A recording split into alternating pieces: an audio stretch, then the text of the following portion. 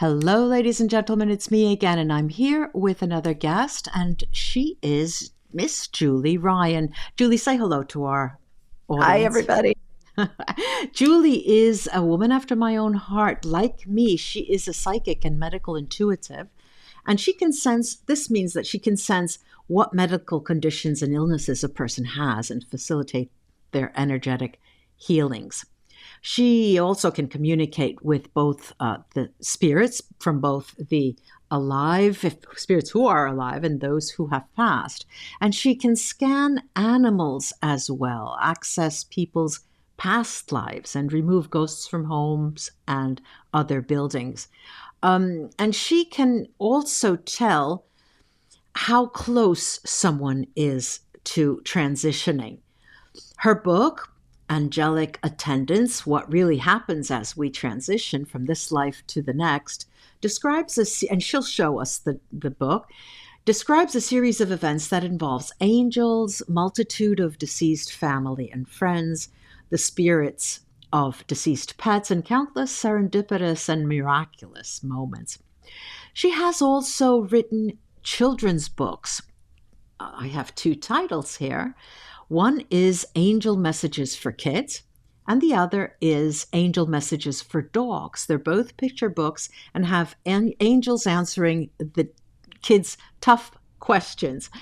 So each week, she also, added to the many hats she has, she scans callers on her own podcast called Ask Julie Ryan, that is heard by millions in over 100 countries throughout the world.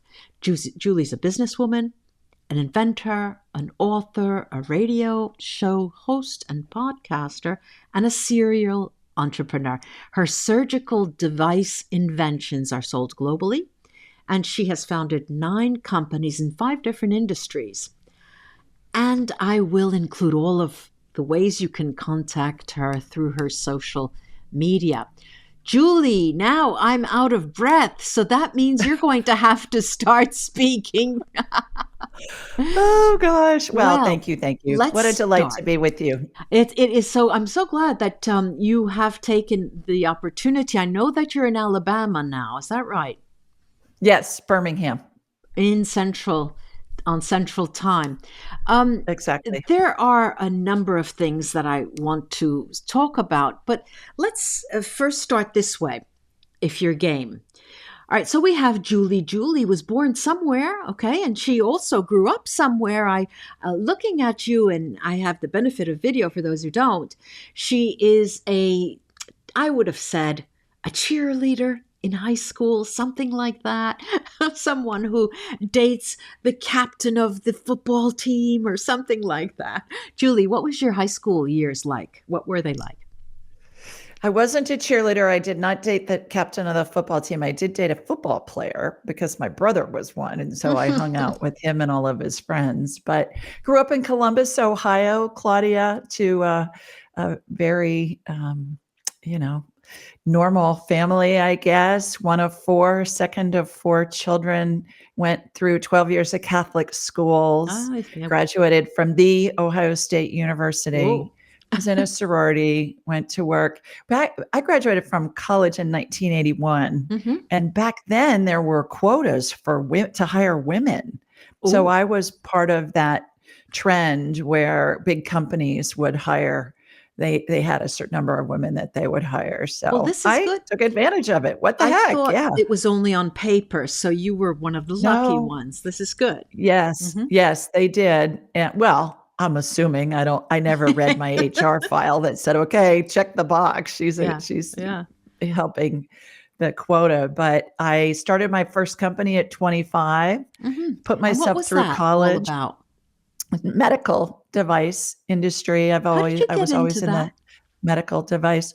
When I was in college, I worked in a big metropolitan hospital in public relations in the summers Mm-hmm. between school years. I went through 12, we had quarters back then. I went through Uh-huh. 12 quarters and I paid all my own college expenses. So Uh-huh. I worked 3 jobs in Yeah. the summer times and worked 2 during the school year, 2 part-time jobs. So I worked in public relations in a big 600 bed level 1 trauma center, Mm-hmm. and really liked working in the medical environment, but knew I didn't want to work in a hospital. I knew I wanted sales. Mm-hmm. And so I went to work for a big hospital supply company called American Hospital Supply, which is now Cardinal Health, Mm-hmm. and went to work for them right out of school Mm-hmm. and got into the medical business. And I think we're all led to Yeah, go sure. through those Sure. experiences. Sure. And then I started my first company at 25, and actually started two at 25. One was a surgical device that I invented and then licensed to a big global company.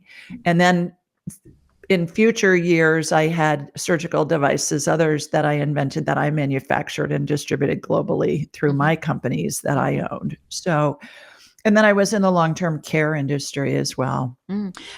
I just always had my fingers in In the medical. medical field, you were not a Mhm. drug pusher because that would have been pharmaceutical. So, Right. No, I was hospital supplies. So yeah. I was in the hospital calling on different departments, worked for a great big distributor when I was employed.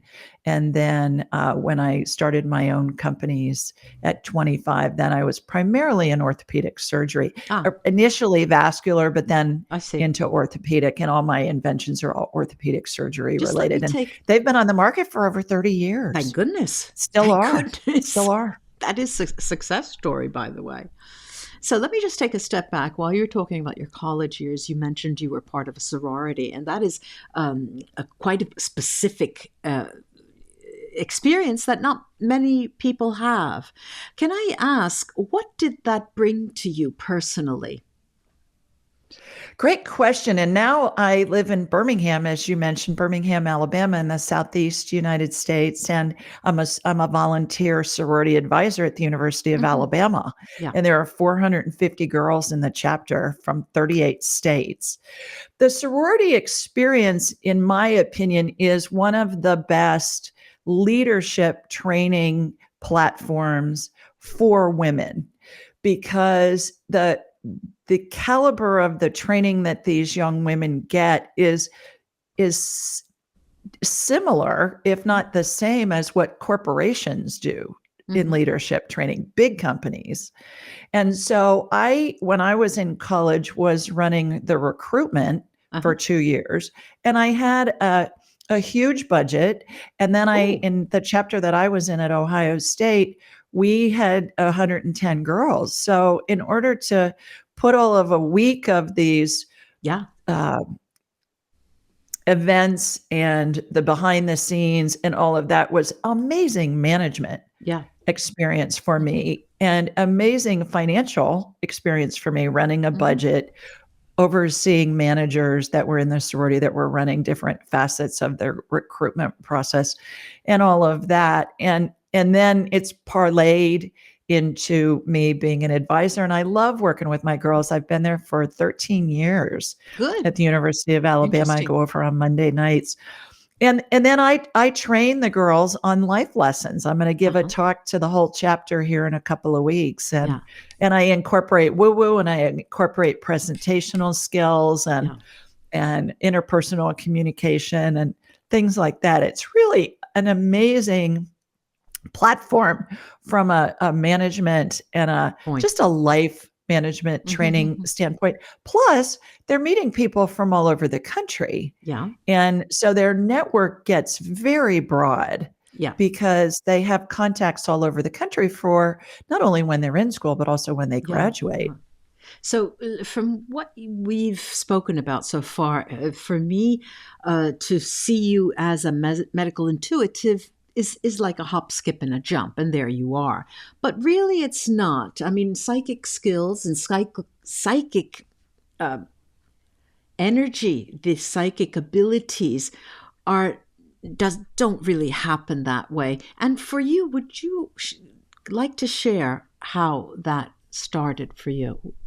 Sure, sure. No, I learned how to do all this woo-woo stuff that I do. I I am hate not a that word, psychic. woo-woo stuff. Well, That's you hate it? I terrible. love it. Well, I it think it's is a fabulous. derogatory. When you say woo-woo, in spiritual realm, it is derogatory. Believe me. That's your perception of it. No. My perception of it is Yeah. it's fun, it's magical, it incorporates everything spiritual. Yeah. It's the opposite of your perception of it, which Yeah. is why I use it. I would So rather I say I a soft learned how to science. do all of this. I am not a psychic who's had dead people chasing her since childhood, or if I did, I didn't know it, let alone what I would have Yeah. done with that information. So I tell people I'm a businesswoman who learned how to do woo-woo, and I'm a buffet of psychicness. Because once we tap into spirit, we're able to talk to people who are Right. deceased, communicate Right. with spirit that are alive, do past lives, do medical stuff, do pet communication, When was talk the to first spirit time guides, that angels. happened to you? When did you Well, I start? studied it for 6 years in a very formalized curriculum. And the thing that came in first for me, and I talk about this in my book, I got a whole chapter about what my history is, but the Show us. first thing, Can you I was show us your book? sure, yeah. And angelic attendance. What Angelic really attendants. happens as we transition from this life into the next. Okay. And so I was interested in medical stuff. Right. I read Carolyn Mace's book, Yeah. Anatomy of the Spirit, and she called herself a medical intuitive. I thought, what the heck is that? Carolyn Mace. Okay. Yeah. Carolyn She Mace. works with And archetypes. I read her book, and then I thought, well, I want to learn some more. And so I went to the bookstore, because back then we didn't have the internet yet. Right. This is 30 years ago. Right. And I found Barbara Brennan's book, Hands of Light, at the Another bookstore. wonderful Yeah. master for us. Yeah. Right. Barbara And she, Brennan. for those of you that don't know, is a former NASA physicist who parlayed very complex quantum physics principles into understandable English for the non-scientific mind. That would be me. And it was about how to utilize energy to heal.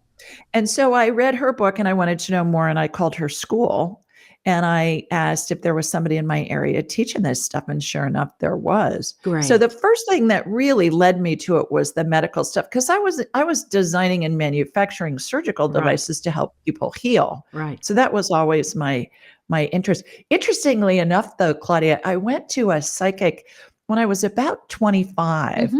And she said, you're going to do something in the medical arena that's going to benefit the masses globally. There you go. And I thought, okay. And then when I was doing my inventions that are still sold globally, I thought, well, that's it. Well, I think that was part of the equation. And now I work with people as a medical intuitive and energy healer with people from all over the world. Yesterday, I talked to somebody in the morning in Istanbul, and somebody in the afternoon in Sydney, Australia, and somebody midday in Canada, and then saw a couple people in America. So I talked to people all over the world. Yeah. Let me ask you, because there's also in your background, there's this hypnotherapy for past life regression. Do you do past life regression? I don't. I do what I call past life scans. There's no hypnosis involved. I see. I will connect with the person, and then I envision myself in this, excuse me, endless hallway that's very narrow, very tall ceilings, and it has large square mirrors that line the walls, both vertically and horizontally, in columns. And each mirror represents a different lifetime. So we'll ask a question like, does Claudia have a past life that is affecting her love of Italy and living in Rome? And then the lifetimes that correspond with that will come out from the wall as if they're on a hydraulic arm. And then I'll envision myself walking into the mirror, and I'll be given a scene. I'll be shown a scene. It's like I'm watching a mini movie in my head. And I'll be given the year, where it was, what was going on, and then we'll correlate that with your current life. You're describing from another viewpoint what the hypnotherapist does when we conduct past life regression sessions, and we guide people to do that, going down the hallways and entering rooms, which is fascinating. Yeah. But if you do hypnotherapy or hypnosis, if you are adept with that, am I making this up? I'm not. Oh, I'm not. okay. Then I don't do anything because with that. You said past lives. That's right, and I just took it for granted. But I do what I call past life scans. Yes. So that's what I was describing. Hmm. So it's just very fast. It doesn't Yeah. involve hypnotherapy at Uh-huh. all. It's what I Right. perceive from spirit Hmm. by connecting with the person's spirit, what I perceive then. And then oftentimes we can corroborate the information with historical documents. I have endless stories Hmm. about that where we've been able to Yeah. corroborate the information we get with historic documents that are online because the internet makes it so easy. Yeah, it does. It does. Then you speak about energetic clearings of properties, of homes and properties. Could be anything, I guess. Business is the same that I do, which is Yeah, spirits. fascinating, isn't it? It It is is. fascinating because at least when I work on it, I could pinpoint the exact area of the corner, the nook, the cranny where there is a mirror or where there is a place where no one goes, and that's where there is the energy to clear out. It's fascinating, really, isn't it? Have you found? Because you have people calling in on your show on a weekly basis, have you come across since COVID has been upon us, the fear when you discuss their past lives or anything involving their medical condition, are people fearful when they speak? Do you notice that? Do you pick up on that? Oh, yeah, everybody's in fear with the COVID Mm, stuff. I think it's lifting a lot because they're finding that a lot of the information that we've been fed is not correct. yeah. And so the fear is dissipating. And I think the news cycle is off of it because of the situation in the Ukraine with Russia, Well, with yeah. that whole conflict. So I think that it's not in the news cycle and people are not surrounded by it like they were for the past couple of years. And Hmm. and countries are lifting their requirements and going back to normal Hmm. or some semblance of normalcy. But also, I think a lot of good has come out of it. I think people have had the opportunity to reevaluate what they want to do with their careers. In some Hmm. instances, people have I talk to people who say, I've always wished I had more time to read or more time to spend with my family, and they have received that during the COVID thing. I think that companies have been able to figure out that they don't have to have all their employees in an office building, Right. that they can be very efficient working from home, and that saves the employee sometimes hours of time a day and commutes and getting ready in the morning and all of Hmm. that. So I think there are definitely things that are a silver lining to this black cloud that we've been under for a couple of years. Well, our consciousness has definitely taken a shift, has definitely shifted since this pandemic. I was interested in knowing what brought you to the children's books, and I want you to show us the audience, for those of you who can see, Julie, Yes, sure. So illustrated picture Angel books. Messages for Cats, that's my newest one. And Angel it's messages for cats. How cute! it's darling, Claudia, because can you see the Yeah, yeah, illustrations are yeah, yeah. so cute. Mm-hmm. And that's my latest one, Angel Messages for Kids Uh huh. is the first Very one, and colorful. Angel Messages It's for for Dogs, dogs. and they Yeah. all have the colorful illustrations. How they came about is I've had so many moms throughout the years say to me, "Can you please write a book that I can use to" there were three main things: to explain to my child how my child can see spirits of deceased loved ones Ah. that I can't see, Uh huh. and they get information from these deceased loved ones that come to visit them perhaps in their room. And some of these kids are still in a crib, Yeah. but they're verbal. Yeah. And how do they know information about my grandfather who's been dead for 20 years and I don't know it? I've got to Yeah. check with my family and the information's corroborated, Right. and validated. Number one. Number two, how does my child know information about past lives? Mm-hmm. And again, we can validate the information that they're getting with historic documents. And this child can't read yet. So how do they know this Mm-hmm. information? And then the third thing, Claudia, is when somebody dies, when a loved one dies, how do we explain to little Johnny that grandma's in heaven now. Mm-hmm. And they're at the funeral home for the visitation hours. And little Johnny Right. says, no, she's not. She's asleep in that box up there. She's in the Yeah. casket. They've got an open Yeah. casket for the viewing or the, Yeah. or the visitation hours. So that's how it came about. And they've been so well received. And they're primarily about like angel messages for cats. It's about how cats like to Mm-hmm. climb trees and they jump up on countertops and they Mm-hmm. hide in tight spaces and stuff like Yeah. that. And then, oh, by the way, when your cat dies, their spirit stays around you and you can still communicate with them. Yes. So it helps the child I find that children start shutting down their intuitive abilities. We all come in with intuitive abilities and we start to shut them down around the age of about 7 because somebody in our life or some buddies who are parents or grandparents or teachers or friends say, oh, that's just your imagination. Mm-hmm. You're not really talking to my deceased grandfather. So it helps children trust the intuitive Mm-hmm. messages that they receive and then develop and enhance it as they go through their lives. Mm-hmm. Well, And it teaches their parents about it too. yeah, yes, the most important thing. Do you do any kind of coaching or lessons, seminars, workshops for um, psychic or medical intuition? I do. Actually, I have a training called Angelic Attendant Training. I teach it once a quarter. It's live on Zoom. It's 4 Saturdays.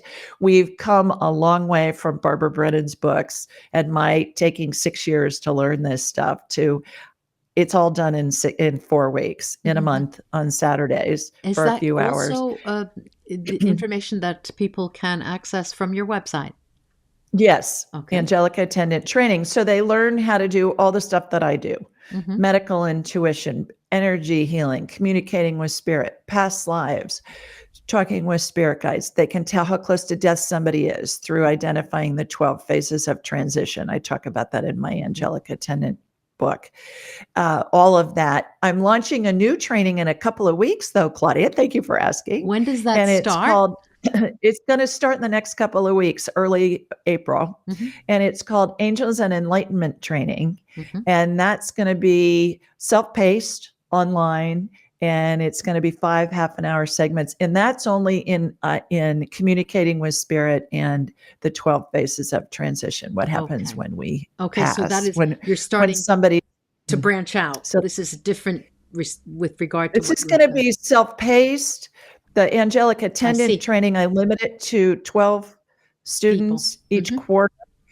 First half of the class is lecture and discussion. Second half is practicum. So right out of the gate, they're able Right. to do this stuff. I see. Practicum session. But and it's the other really is fun. self-access.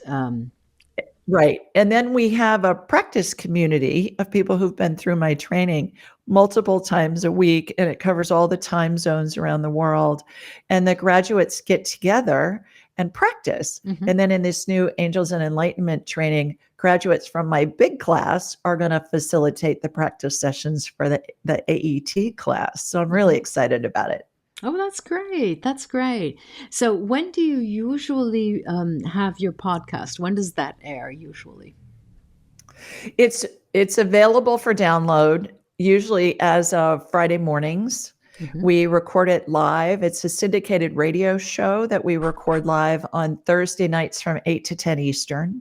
Mm-hmm. And it's a call-in. People can call in and ask Julie Ryan, ask a question on any topic. And I'll so communicate with spirit. Is that information also available on your website? Yes. Okay. Everything's at AskJulieRyan.com. Okay. I can see Pinterest, Instagram, Twitter, Facebook. Ask Julie Ryan, all attached. Julie, thank you so much for coming and taking the time. I'm so excited always to speak to someone who does this kind of work. And, hearing it from someone else, well, it is a normal thing to do. This is what is to be done, People are dying, we have to embrace that and we have to understand. And it's an eye-opener. It's refreshing more than anything else. This is what I like. And it sort of helps to dissipate the fear when we can talk about it, you know? I like that. I like that. I have a gift for your listeners. Yes. May I share that? Sure. That's what I Yes. was waiting for. If anybody wants a copy of any of my books, here's Angelic Attendance and the children's books, just go to askjulieryan.com and then click on the Ask Julie button. Mm-hmm. And then just say, hey, I heard you on Claudia's show. I'd love a copy of your book. And if you have children or grandchildren and you'd like a copy of the, excuse me, the children's books, let us know that as well.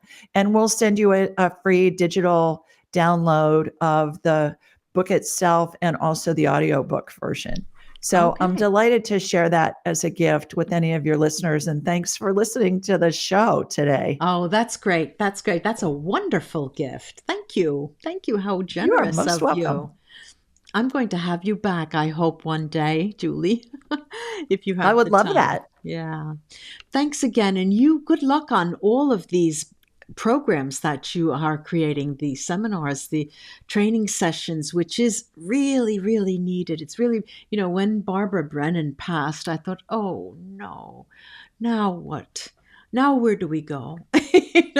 Her books are not enough. But Um, the training that she offered has really come a long way a long in the way, past yes. 40 years. Yeah, And so and especially with the advent of the internet, we're able to transfer that energy and then people have it and then they practice it and then yeah, their abilities really get jump started again, get enhanced over the years then with practice. yeah. So, God bless her Yeah, God and bless her. others who have really paved the way for where we Hands are of now, Light, you and right? I. That's her book, The Hands of Hands Light. of It's light. still available. Mhm. It's still possible to read, I believe. Yeah. And I know that there are a number of people who have studied with her that also still offer classes, courses, seminars using her teachings. They Of, do. even though it's not Yeah. the same, but I guess she will be, shining a star for us, for people like us. Mine is a little bit different, Claudia, just real Hmm. fast. I'm Yeah. like a human MRI. When I connect Hmm. with somebody medically, Yeah. I'm seeing body parts Oh, internally. so am It's like I'm I. looking at an So do X-ray I. or a CT Organs. scan or an MRI. Yeah. Yeah. And that's different from Barbara's Oh, that's stuff. different from Barbara's Barbara. stuff I is, wasn't talking to her about that. Yeah. It's yeah. different. The way I work, I go through all of the systems, all of the organs, all of the bone structure, and the nooks and crannies, really, because it could be in your metacarpal bone on your hand, in between the third, the fourth, and it becomes very specific, because the more specific you can target a negative energy, the easier it is for you to clear. This is in my case. This is the way I work. But yes, it can be. It needs to be very specific, actually. Mine is more of I will connect with somebody and the energy will go someplace like, let's say, their liver. Uh-huh. And then I'll watch a healing on the liver and then I'll shoot energy through them again and it'll go to their, I don't know, their left shoulder and Yeah, there'll be a healing on the yeah, shoulder. yeah. And I'm actually seeing broken bones, torn Right, right, ligaments, right. viral infections, Sure. bacterial infections, things like Yeah, that. yeah, Sounds like you're doing the same thing. yeah, yeah. And And then facilitate sometimes healing. sometimes I just have to, put my hands in my head. My hair stands up, and I'm thinking, well, how could these people walk with what I'm looking at? Sometimes. Mhm. But it's amazing. It is fascinating, and a lot more people need to be doing this, because there's so much to be done, really. Um, Thank you so much for all of the information you've given us. And I'm sure people listening will flock to your seminars and your online um, courses. I believe that. Thank Well, you. thank you. Thank you for having me. It was a pleasure. Bye bye, Julie. Bye now.